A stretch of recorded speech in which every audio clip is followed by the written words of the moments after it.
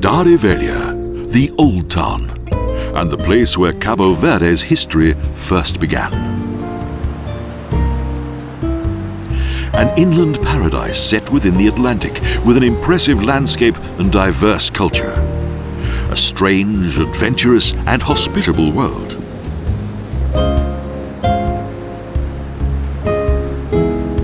It was not until 1445 that the 15 islands were discovered and consequently became a Portuguese colony. Only 9 of the Cabo Verde Islands are inhabited. Santiago lies in the south, the largest island in the archipelago. Here, the Portuguese, as the first settlers, set up a military post.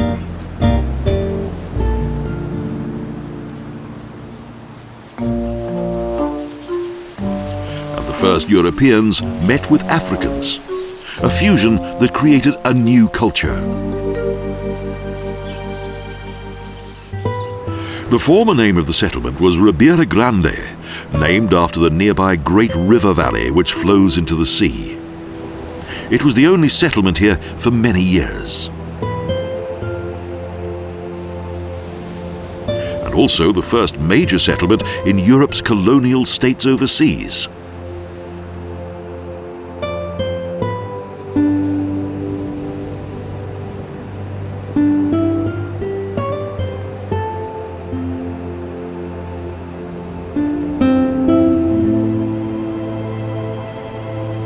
The remains of the cathedral indicate its former dimensions. It's the oldest colonial church in the world, whose construction began in 1555.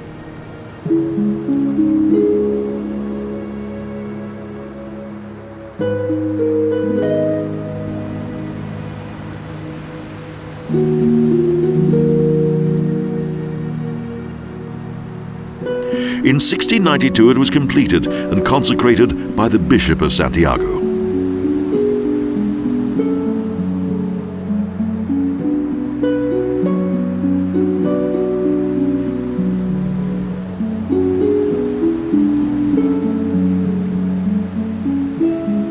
The church was destroyed by fire at the end of the 17th century, hence only the outer walls of the bishop's quarters have survived.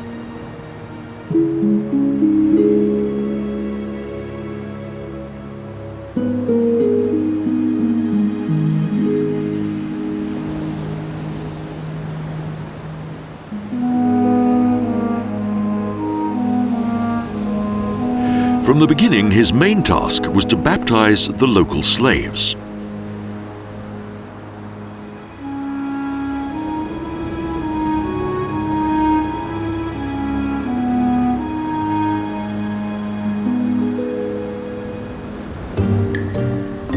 Today, small, colourfully painted houses surround the substantial remains of the great cathedral.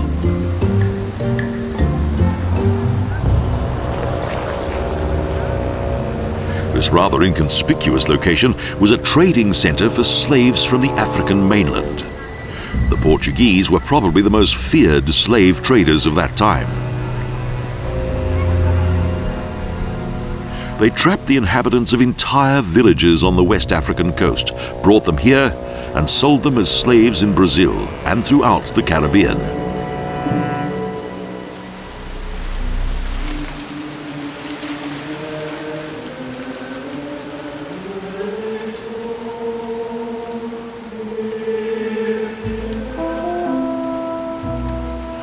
The Nossa Senhora de Rosario church is more than 500 years old, and its tiny cemetery provides shelter for the graves of the first Portuguese that came here.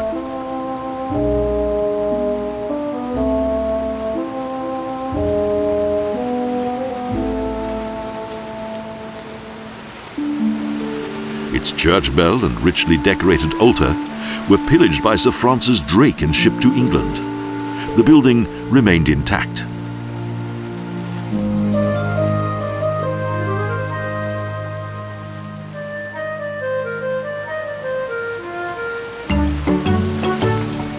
The tiny buildings of Rua De Banana, in typical Portuguese style, were reconstructed true to the original with the help of UNESCO.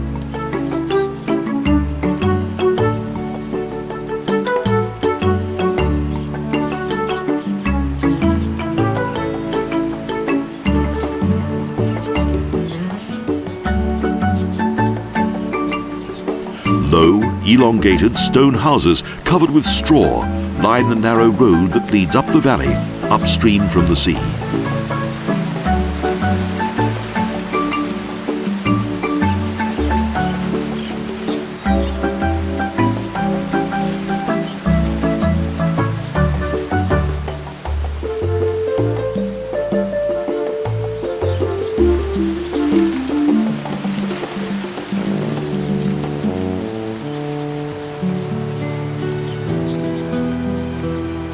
At the beginning of the valley stands the remains of the conventual São Francisco Church, the remains of a former Franciscan monastery.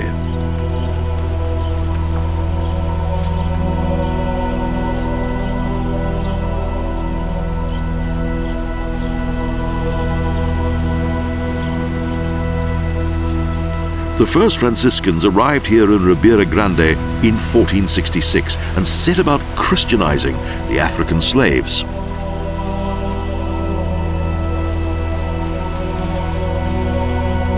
In 1834, Queen Mary II dissolved all the monasteries on Portuguese territory. Consequently, the complex was abandoned and fell into disrepair.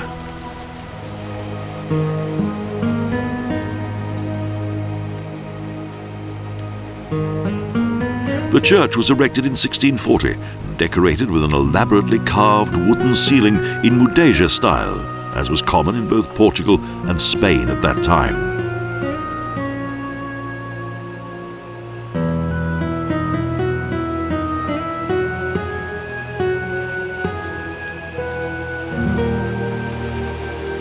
However, most bishops had little secular interest in Cabo Verde, which had a disastrous effect on the morale of the local clergy.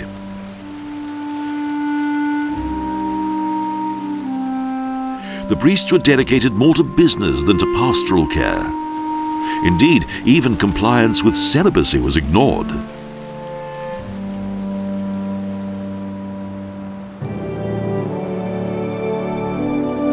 An imposing fortress emerges from the stony plain above Cidade Velha, Fortaleza Real de São Felipe.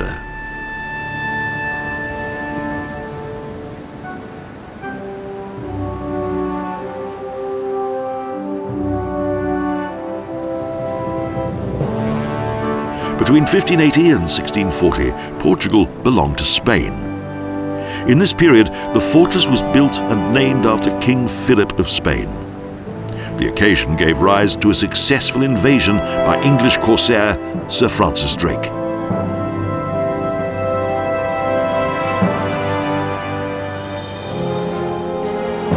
In 1585, the royal pirate attacked with 25 ships and more than 1,000 men.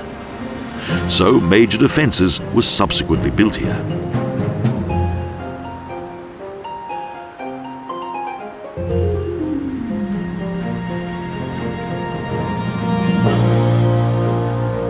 From that time, Cidade Velha was well prepared for any possible future hostilities, a fact of which the pirates of the seas soon became well aware and so avoided the island. However, when the slave trade was made illegal and a severe drought hit the region, the heyday of the first capital of Cabo Verde came to a close.